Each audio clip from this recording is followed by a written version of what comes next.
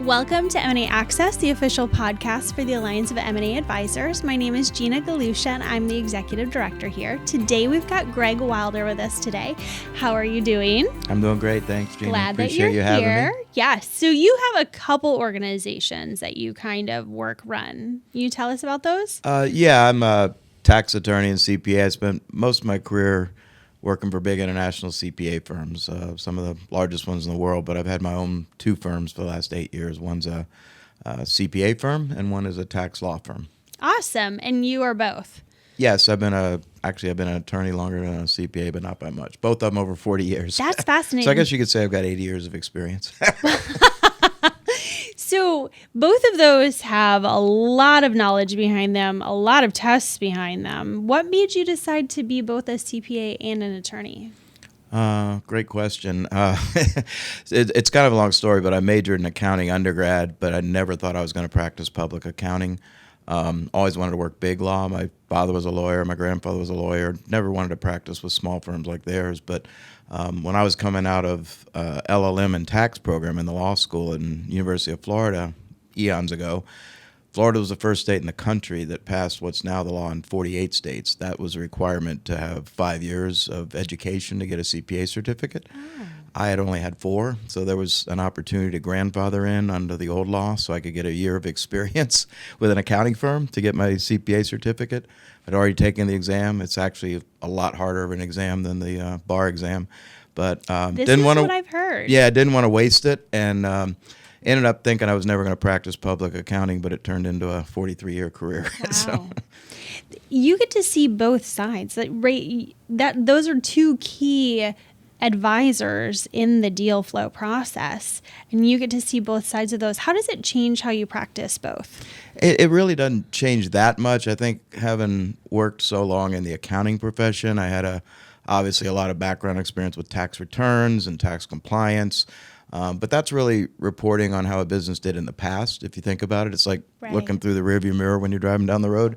For the last 35 years, all I've focused on is the planning and prospective part when you're going down the road trying to help a business owner plan for the future and the exits, which is more related to the practice of law, I'd say.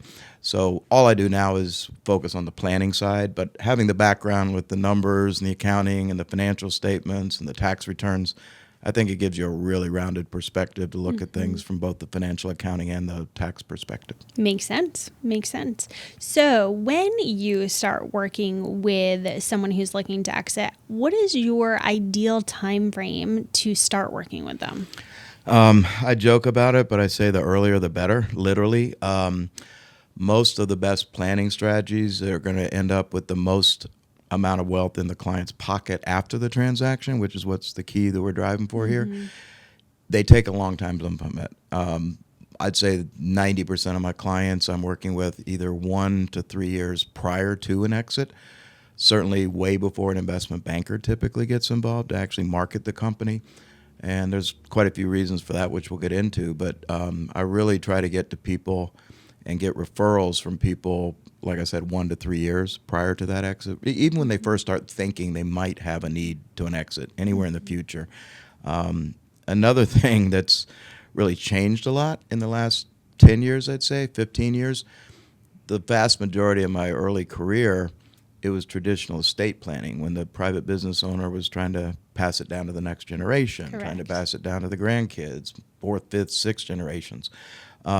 75-80% of those, and maybe only 20 of them ended up actually exiting after going through the planning. It's almost flipped now. What we're seeing now is this, everybody's been talking about it for 2 decades, the silver tsunami. People like me with gray hair, they're actually starting to sell their businesses now.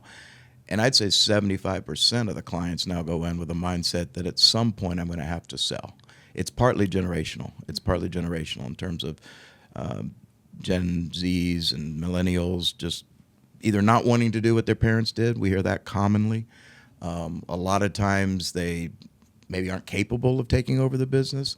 And a lot of times they, quite frankly, want a more balanced life, and they just don't want to work as hard as people of my generation did. And the owners say that. They say that out loud. So there just isn't always necessarily somebody to take over the business, so an exit makes sense. That's how it became much more prevalent in the last 10 to 15 years. So when you say 1 to 3 years, there's a wide spread there. Yeah. Is the 3 years in case you need to change the structure of the corporation and all of those documents and sort of set up, or are there other reasons why it would be 3 versus 1 or the other way around? I don't have a hard and fast rule, but the real reality is the more time the business owner, and let's assume it's a business owner. I mean, I've done the kind of planning where you're selling a highly appreciated single asset. It could be a sports team. It could be a farm, an auto collection, a, $40 million home, whatever. It doesn't have to be a business, but let's just assume we're talking about a business here, right? So the vast majority of times the business owner hasn't gone through this before. Maybe they're a serial entrepreneur and they've gone to it through 2 or 3 times. But what they don't really realize until they get into the depths of trying to sell and market the company and start working with the investment bankers is that it becomes a full-time job just to try to sell the company. They've already got a full-time job running the business, which they don't want to tank while they're going through this. And then you add in the time that it really takes to do significant planning like this. And to answer your question, most of the best tax planning ideas take a long period of time. And I'm talking about a calendar time. Because, yes, every case we're restructuring the business, every case. We go through multiple options about what their different options are. There is no one size fits all. There's no specific planning strategy that you come in and say, okay, we're going to do this, and in 6 months you'll be good to sell. And the other thing is we're literally setting up, almost in every case, very, very long-term trusts. And I'm talking about trusts where the assets of the family will be held for generations, multiple generations. Because I'd strictly deal pretty much with people with net worths of, say, 25, 30 million and up. And most people, a lot of business owners don't even realize their business is worth that much. They live seemingly hand to mouth, but they plow everything back into the business. Right. But they don't realize how much the business is really worth. And they may not be worth a lot in terms of liquidity, but they have a big balance sheet. And that's the other thing the accounting perspective gives me a lot of, I guess, leg up on, is we look at the whole balance sheet. We don't just look at the business as a single asset. We don't look at their liquid wealth as a single asset. We look at all their assets, all their liabilities, what their long-term plan is. So when you go through all these complex assets beyond the scope of the business, you're getting all kinds of dynamics from a family side. I joke about it, but the one degree I don't have is psychology, but I'm really an amateur psychologist. A family therapist. Yeah, family therapist. Exactly. I've probably learned more about business and about families through the process of doing this planning than I ever could have imagined, because literally about half of what we do isn't just dealing with the tax issues. It's trying to set up a governance system for the family that can last way beyond the lives of the patriarch, right? So most of these trusts we're setting up, I wouldn't say in every case, but they can literally go forever, and forever is a long time. And it's probably the most important planning you can do for your family if you're trying to create generational wealth, if you're trying to have it outlast not just your children's generation, but your grandchildren's generation and people you'll never even meet that are heirs. So it really justifies spending a lot of time.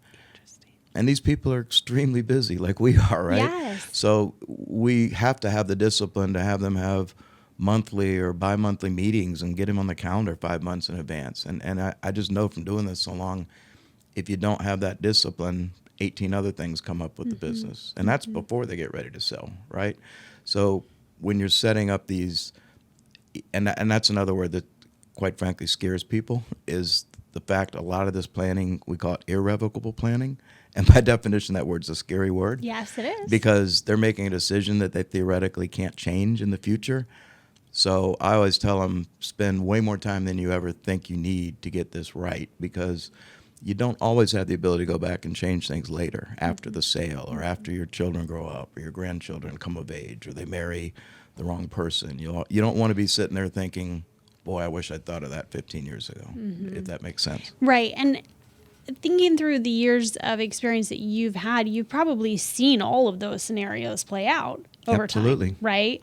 And so now you have a better sense of, well, let's also think about these, because you never want to be the person who says, by the way, your granddaughter-in-law might take him for everything he's worth, right? But at the same time, you can tell those stories of this is why this is a good contingency plan. Absolutely. Going through that right now with a few clients. They sometimes want to jump into it a little too quickly, and there's a lot of probing questions. And, maybe they've got a 10-year-old child. They're not thinking, and it's particularly true, this is not chauvinistic, but men have a much harder time of envisioning future marriages or grandchildren in their lives than the spouses do if it's a female, or vice versa. If it's a female business owner, the maternal instinct somehow kick in. And this is not chauvinistic at all. It's just factual.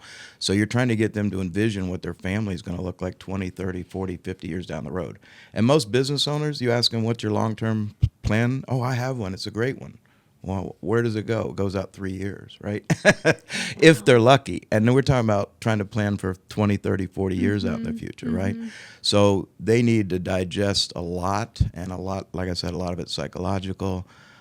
Just preparing themselves mentally to sell is a huge step sometimes. Right. Especially Absolutely. if it's, I've owned this business and built it for 35 years. That's my baby, Yeah. And the two things I'm talking about, we joke about it, but it's the two things that are inevitable. It's death and taxes, right?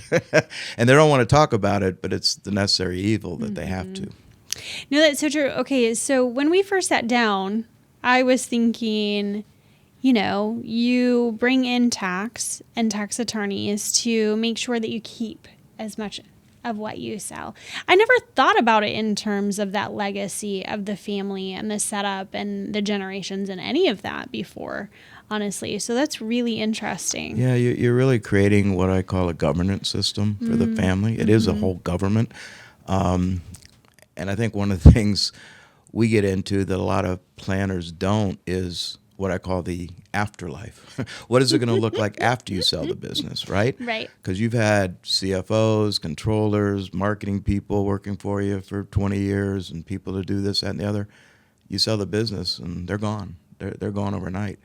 Your life doesn't get any less complex. Hopefully you're not working as much as you used to, unless you're a serial entrepreneur. And a lot of my clients, they may take 20% of the money from their sale, but they still want to be active in a business, and they may invest in all kinds of alternative investments, maybe venture capital. They're going to get 20 or 30 K1s now that they never got for all these investments they've made, and they really need to think as they're going through this process about, am I going to need to set up a single family office? Am I big enough to do that? Am I going to need to start having the services of what we call a multifamily office? Because I'm still going to need people to provide good tax advice, good legal advice. Now they're going to have even a greater need for good investment advice because they're all of a sudden going to become liquid. Right. So that's why we want to bring in all those different key advisors early in the process to really have a team. The last thing you want to do is go out and scramble 6 months before a sale or 3 months before a sale trying to put a team together. I've had some horror stories with that in the past. So actually, that's what I want to hear from you now. I want to hear a story of a time when everything was buttoned up and you've seen the success of that over the, a decade or so. And I want to hear a story of when, advice wasn't taken, people just took the money and went with it, and what that looked like from there. Yeah, I can think of two real quick. I was with two different accounting firms in each of these situations, but it was back in the late 2008, 2009 timeframe after we had that big real estate crash, and then the markets went, tanked. Had one client, I picked him up as a new client. He says, I need like $6 million a year of cash flow that I don't have because I've got to pay some estate tax. I go, what are you talking about? You're alive. Why would you have to pay estate tax? And what I didn't realize, and I was just getting to know him, this is like June, okay? And he's like, well, my mom and dad are now passed away. My mom died like 2 years ago, and they owned a big public company. See, that's another key thing is you got to look at the whole family tree. You can't just look at what you call the client. Mom and dad own a big public company, did the traditional I love you will, meaning dad dies, passes everything on to mom. That just defers all the estate tax till mom's death. Well, mom's now dead, and at the time their public company stock was worth $38 a share. Well, that's what it was valued at for estate tax purposes. So they had a huge liability, no liquidity, except it was publicly traded. They could have sold it all, but they elected what we call 10-year deferral. They elected to pay that tax out over 10 years. That came to about $6 million a year. That's where he was getting the number, and he was the only beneficiary. He was the only heir, the son. Oh, wow. So he thought of it like his liability. So that's why he called it his estate tax. It's really his mom's estate tax. Right. But here's the problem: when he needed to get this money to pay it, this was 2009. You remember the markets crashed. Yes. That stock's now worth $6 a share, and if they sold every bit, it wouldn't even pay enough to pay the estate tax. So there really wasn't any good planning for his parents, is what really happened. And he, Right. talking about inheriting, he inherited a problem, is what he inherited. Fast forward, 2 months later, we were looking at different options to try to get him some partial liquidity, maybe an ESOP, maybe, finding ways to borrow money again. He had his own operating business and was pretty successful. But I asked him, like, what's the most you think you could get for the business? And he said 40 million, 50 million. I can't remember what it was. But he was literally sitting on a plane flying back to Atlanta and sat next to a guy in first class. Within a week after they landed, this gentleman was with a big buyout firm and offered him 120 million. So all of a sudden the business was for sale. But the problem was that they'd mandated that it had to close by December 31st. So now it's late July. We've only got 5 Whoa. months left. It wasn't anything that he ignored our advice. There just wasn't time to do anything. We basically said, here's what your tax is going to be. We can do planning with the rest afterwards, okay? So it wasn't a bad situation. But what was bad, and this ties back to what I was talking about, the need to involve your team early. I introduced him to 3 investment advisors. Now he's going to have 120 million of liquidity, minus the taxes. Right. Who are you going to pick to manage this newfound wealth? Unbeknownst to me, his attorney introduced him to 3 investment advisors. His investment banker introduced him to 3 investment bankers.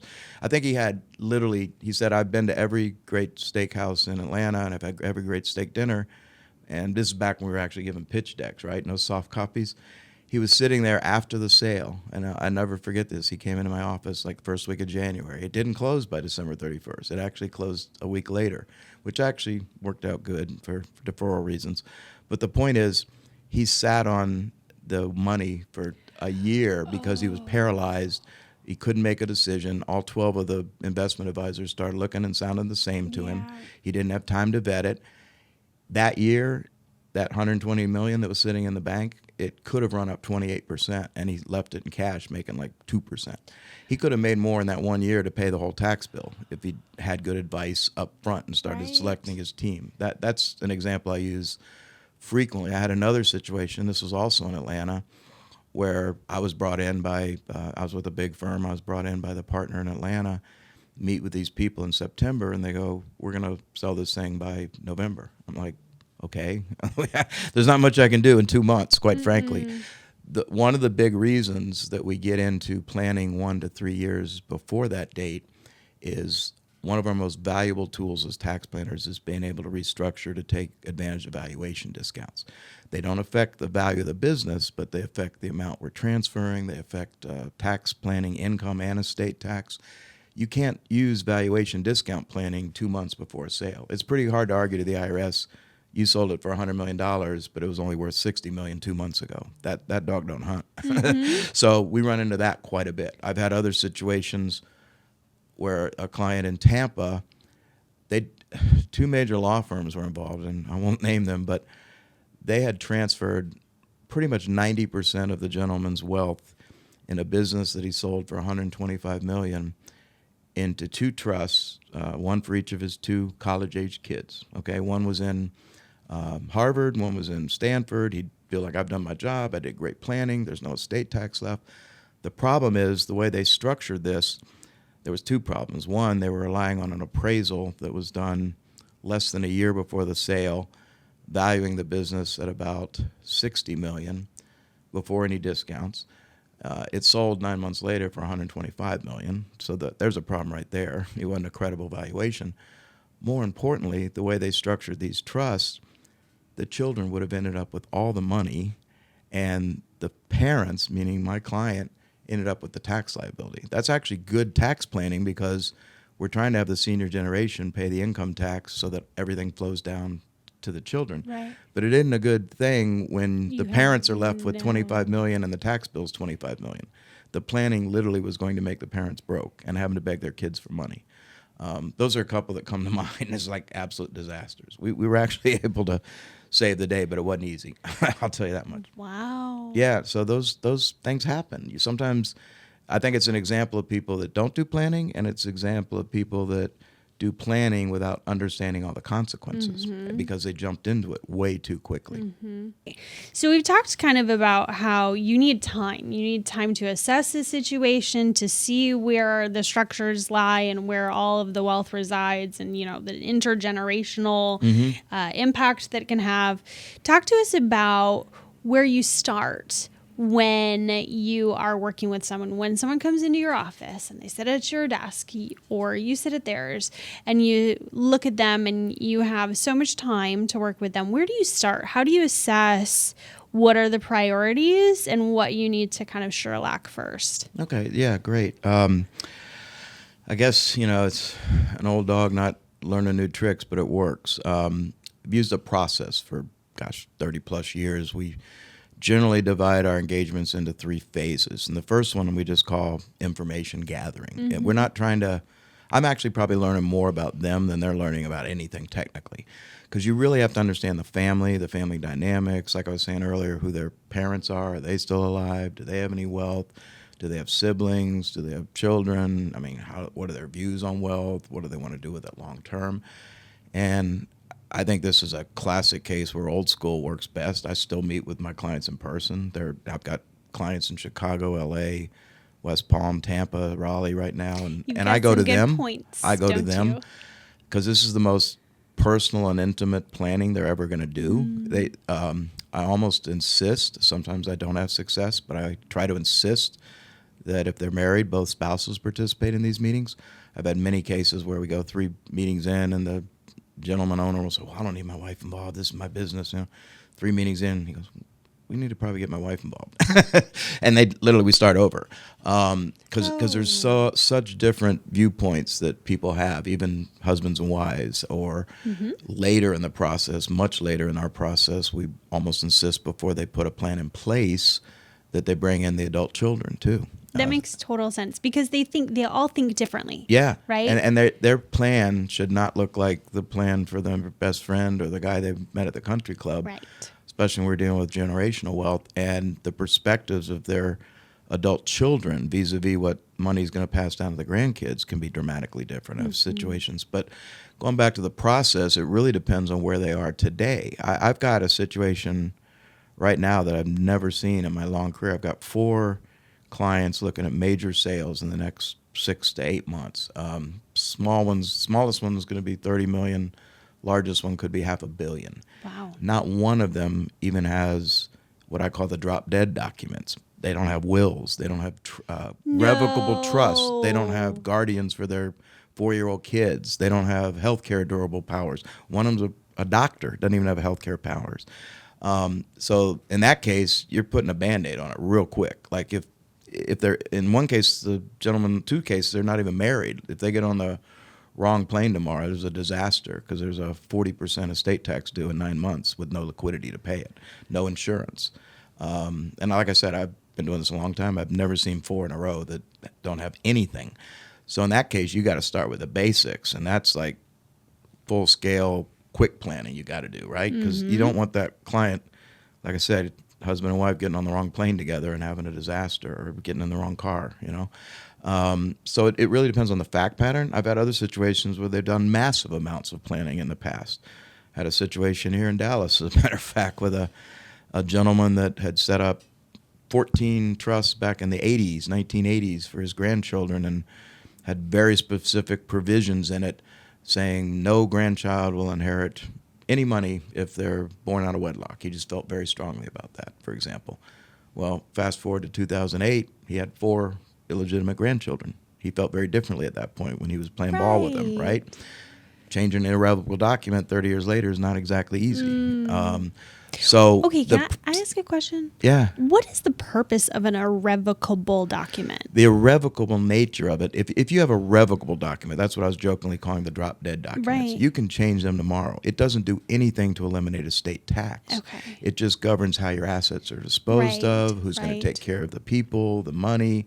you got to have a trustee if you're not around to take care of it. That's what we call revocable. Okay. And the word revocable literally means you can change it tomorrow. Right. So if the worst thing is to have no document, and then but Fair. the good news is as you go through this planning, we can always go back and change those. To really have an effective plan for both income and estate tax savings, significant savings, you have to create what we call irrevocable trusts, meaning they can't be changed in the future. And you're making these irrevocable decisions. Now, we have a lot of tricks and things we put in there I like changing that word irrevocable to flexible, because we have different tricks we can use to allow other people to make decisions on your behalf while you're still alive, even after you're dead. So we try to take that big scary word irrevocable and flip it around to make it flexible. But that's another reason clients need to spend a lot of time to know what all those different methods are. And who those people, Right. people are. And before you set up these complex multi-generational trusts that you really want to have in place before the sale, you need to spend a lot of time knowing what your options are, because there's hundreds of options you can make. So that's what we go through in the second phase of our planning, is to go through all the different techniques, strategies, ways you can structure things. Remember, at this point, we could be a year into it and we haven't even drafted one document other than the wills and the revocable trust that they needed on day one when they walked in the door. Right. Then in the third phase, we get into the actual, not only the drafting of the documents, but another thing we do that you don't see, unfortunately, enough law firms doing is doing detailed financial modeling. What is this financially going to look like 20 years from now, 10 years from now? Remember the example I showed you? If they'd just done a simple model, this client would have never done that trust, realizing he was going to be broke in a year. Right. And have to pay his whole wealth in terms of income tax.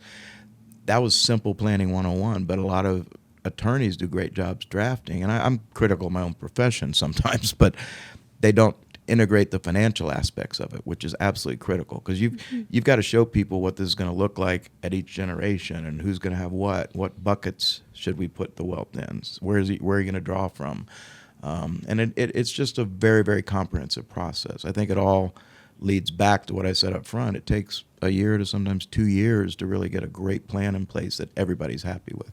Wow. And when you talked earlier, you said something about it's like setting up a family government.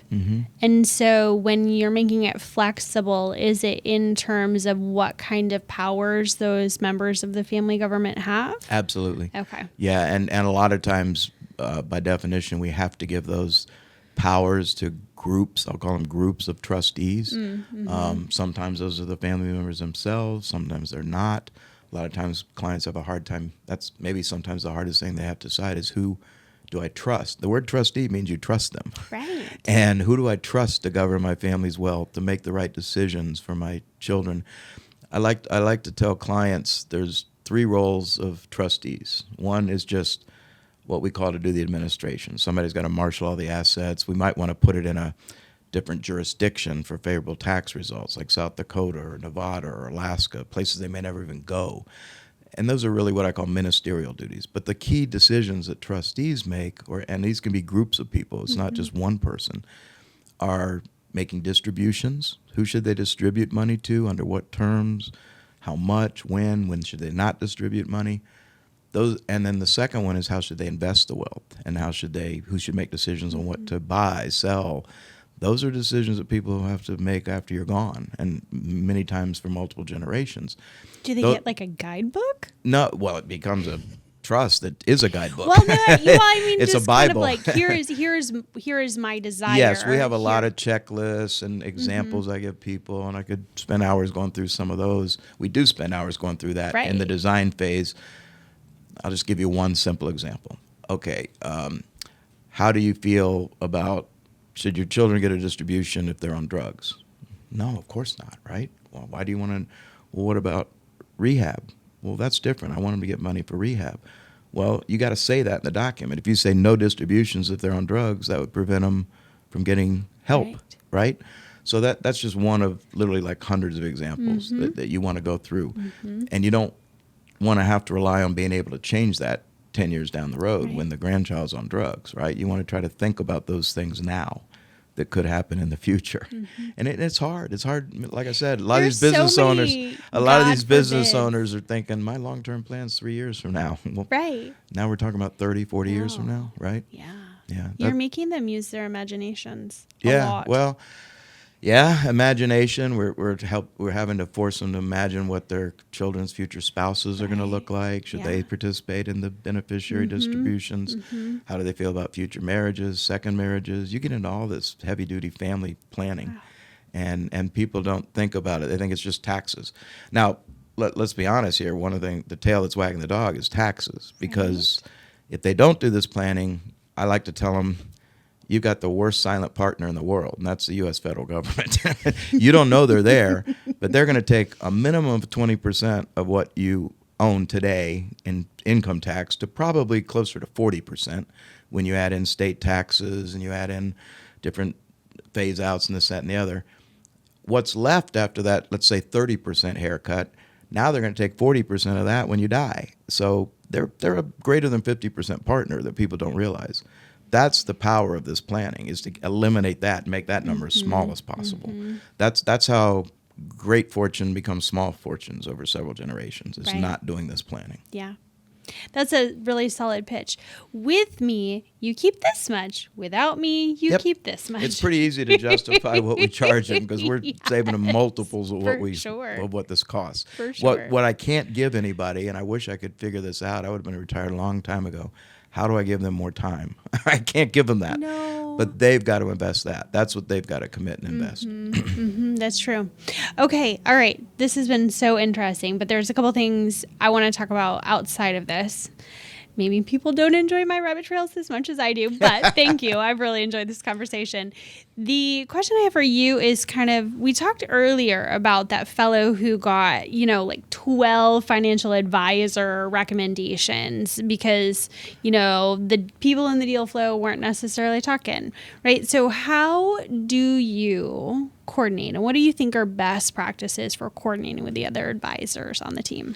Great question. I think it really depends on who, what I call their inside coaches, who's their most trusted advisor today. I think in those 4 clients I just mentioned, I think 2 of them were referred to me by their investment advisor, because they've made money over the years pulling money out of their business, even though they haven't sold it yet. And it's not going to be the huge sum they're going to get when they exit, but there's a huge trust factor with this person. Whoever that person is really needs to quarterback the whole relationship. I work a lot with investment advice. I used to manage money in my career. I don't do it anymore, but I've been there. I know that. But the point is, whoever that trusted advisor is, it could be their existing attorney. We encourage them to participate in these meetings too. But you need to have somebody be the lead, and they've got to be really willing and subjugate themselves to the relationship to be part of that team up front. A lot of time, it has happened a lot more, I think, particularly since I've been involved with AM and AA, because I've been preaching this message of early and often now for 4 years that I've been involved, is I'm starting to get some referrals from investment bankers now, which I never saw. I had them at my own firms when I was with big international accounting firms. I never got referrals because they were so transaction-based. They didn't get paid unless the deal closed, right? The proactive... And they don't want anything to slow it down. They don't want anything to slow it down.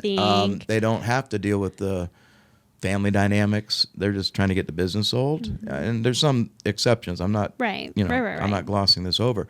But I'm starting to see a lot more proactivity now, where they realize if there's a good plan in place, it's going to make my job a lot easier to get this business sold, because this owner, the wife or the husband, whoever the owners are of the business, they're in a good place mentally to sell, which is huge when they're really ready to sell. And they also know their plan is in place, and that the taxes are going to be the minimum amount they'd have to pay, so they're ready to move full speed ahead. And the other reason I get a lot of referrals from investment advisors, RIAs and others, they realize every dollar of tax savings, there's going to be more for them to manage. It's self-serving, but it's beautiful for them too. So it's a win-win-win. The client wins, we win, the investment advisor. So I would say 80% of the projects come from one of those 2 sources or existing clients that refer. But to answer your specific question, you need to have all 3 of those people on the team. And I guess I'm kind of filling 2 roles here, because a lot of times using a tax attorney and or estate planning attorney, or both, and a CPA, but I kind of roll those into one. So you really have those 3 people plus the investment advisor plus the investment banker, and then you can add in, you got to have valuation specialists for the planning we do. So you're right there up to 6 people minimum on the team. Sometimes it's more. Sometimes you need to have the family counselors come in. You talked about that. I work with people who, particularly when it's significant wealth, they need the therapist, the family therapist. And there's a lot of people that help clients get over the hurdle psychologically to sell. Because money sometimes makes people a little weird. It makes them weird, but it also makes them hesitant. Right. Because they know what they've been doing the last 20 or 30 years. What's my life going to look like after that? Absolutely. I don't know. It's the great unknown. Yeah.